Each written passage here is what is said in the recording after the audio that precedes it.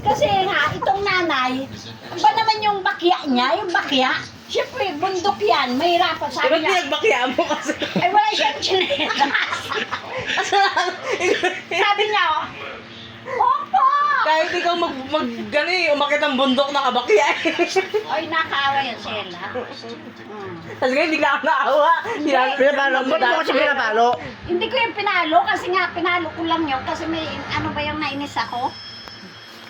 Ano yun, di ba naglatag kayo? Naglatag na kayo, magkatabi sila.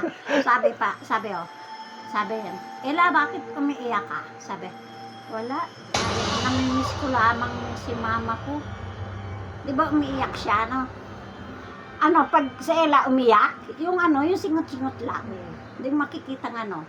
Nagasingot-singot lang siya. Ella, bantayan mo si David dyan, ah! Paano maglakad dyan? Ganun. Hey, hey.